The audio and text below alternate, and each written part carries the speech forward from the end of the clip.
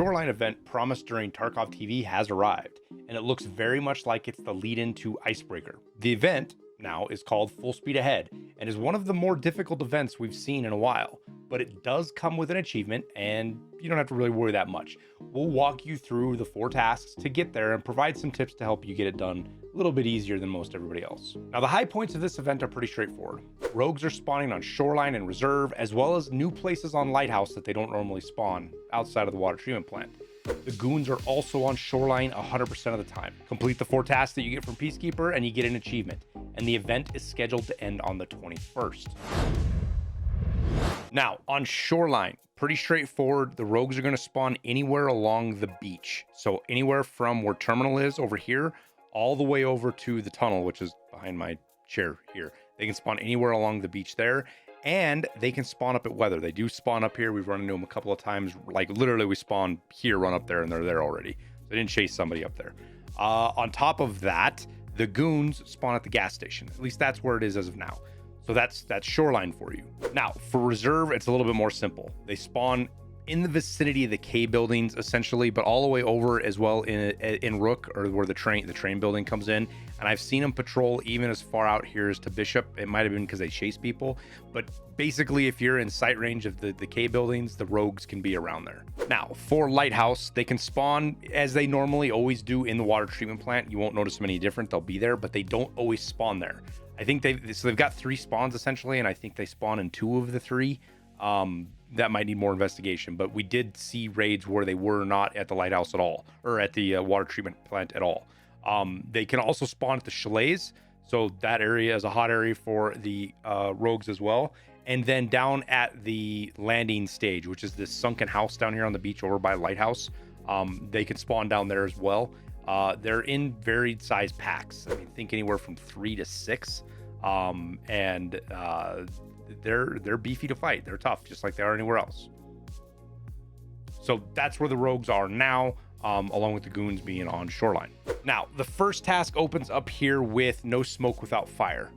It's pretty straightforward. This one's pretty simple. You have to survive Shoreline, you have to survive a Lighthouse, you have to survive Reserve, which are the 3 maps where the rogues are spawning, as well as kill 10 of them.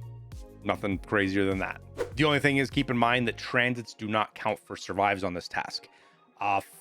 For me, I recommend doing this on Reserve to get your 10 kills, because you need a bunch of crates that they show them in the picture here. It's for the next task, and these crates only show up on rogues on Reserve. So while you're trying to get your kills, if you can get these crates out, because you need 6 of them, and you can only get so many out of raid, you're killing 2 birds with one stone. It'll help you get this process done a little bit. Now, once you complete this, you go on to stealing and stolen, and this is where the crates come in. You have to plant 2 of them on woods, 2 of them on customs, and 2 of them on streets. So you need 6 of these. And even with the biggest backpacks in the game, if you can find 4 of them, you can only take 4 of them out per raid. And this is where the difficulty really picks up. These crates are only in the backpacks of rogues on Reserve. So if you see a rogue without a backpack, they're not there. It's not on guards, it's not on scavs, just rogues with backpacks.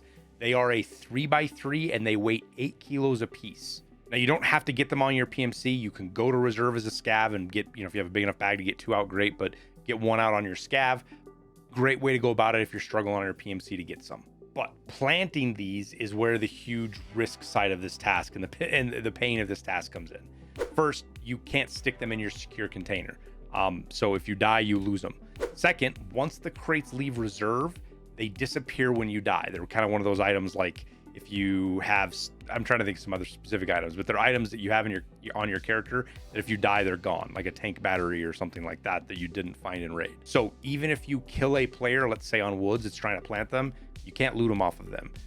You have to, if you die with one, you have to go out over back to Reserve to get one. This also means your buddies can't carry some for you or get some and give to you later. They're also not available on the fleet. So if you die, you're done. You got to go back and get more, which really sucks. And because this planting spots aren't great, especially, we'll start off with woods. It's the worst one. Okay, so on woods, you're going to be going to the USEC checkpoint over here. We'll zoom right in on it. This is the BTR stop. This is where you get for Lend-Lease, the Violet card spawn, all of that. This little checkpoint out here, down here on this side of the map, kind of over towards outskirts. At that little trailer there, that little shack, you have to go up to the boxes, and that's where you got to plant 2 of these things. I suggest bringing some smokes with you because you are super exposed here, and each plant takes 15 seconds, so you're going to be there for a little over 30 seconds getting these planted. Now, customs is not so bad. You have to plant the 2 of these up at the power spot, the power line pole, whatever you want to call it, up here, behind new gas up on the hill. Back in here, there's that other trailer, just like the first one you went into. You got to go inside there. You got to go up against the blue locker. It's kind of an awkward plant. It was kind of hard to get the spot, so just you got to try around to get it and get it right. But you plant 2 of them there, and you're done on customs. Now, streets also not terrible. Pretty good covered spot. Kind of high traffic, but easy access if you're out there. You got to go to the construction area by the the collapsed crane extract. And again, this little trailer right here inside of there is where you plant it. So you can take the BTR over there. If you spawn close, just get there pretty quick, get your stuff planted and get out and be done with this task. Now, interestingly enough, when you complete this task, you also get another daily kind of task, this right here, from Peacekeeper, where if you can turn in more of these radar station spare parts and get euros and experience. So if you're running reserve or you have a couple of these extra laying around and they're found in raid, you can turn them back in and get a little bit of credit. Not much experience, but 1,700 euros is pretty good. I don't know I didn't look at the exact exchange rate, but it's got to be like 250,000 rubles worth of euros. So good thing to do with that. Now, also, after you don't just get this, the third task you're going to complete requires you to do some crazy pain in the ass stuff. And that is going to go with alloy. So when you first get this task, all it says is plant a Wi-Fi camera on the weather station on Shoreline. Obviously, you're watching this so you can see that you have to do more. If you read the text, it does tell you you have to do more than that. But I wish they would have just showed you down here before you go into raid, because a lot of people did go into raid and didn't realize they had to do more stuff. So what you have to do is you have to plant a Wi-Fi camera at the weather station on Shoreline. Then you have to transit to Lighthouse, and you have to plant another camera at the South Boathouse, the Chalet Boathouse, same one where you get the briefcase out of. Now, we'll use the wiki to show it, because actually this is the one place I forgot to get a clip. The weather station obviously is the big weather dome over here. You're going to plant it on one of these antennas, these satellite dishes. So you take one Wi-Fi camera, you're going to plant it in the same place. Essentially, you plant the jammer for signal part 3. So most of you guys have probably done that task already, but it's the same place on weather station, and you can do it on either or. Doesn't matter which one you do it on. Now, from here, you have to run all the way across the map over to the Lighthouse transit and transit to Lighthouse. Now, this might sound pretty simple, but Shoreline is an absolute war zone right now, and crisscrossing the map after getting in and out of Weather Alive is not an easy task. Now, once you get to Lighthouse, you're probably going to spawn in this general vicinity. No promises, but that's kind of how the transit system's supposed to work. You have to go to this boathouse right here, this one, the southern one. This is the same place. You have to get the briefcase for proper Peacekeeper for therapist. The therapist, the seaside vacation, I think is what the task is called. You've got to get that briefcase that's tucked by the bed. That is the same place you're going to go plant the camera here. Now, once complete, you don't have to survive the raid. Once you get that second camera planted, you're good to go, even if you die. Now, technically, this is as far as I got. I got alloy done because it got late, and I need to go to bed, and I needed to make this video.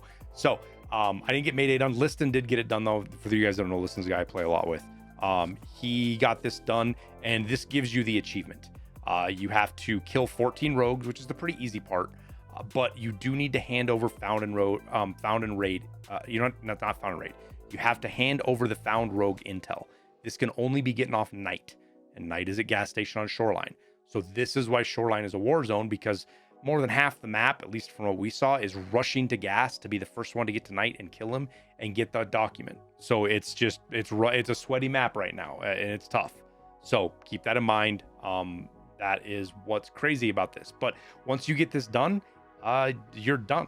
You get your achievement and you're ready to go. And yes, I know that's a lot easier said than done.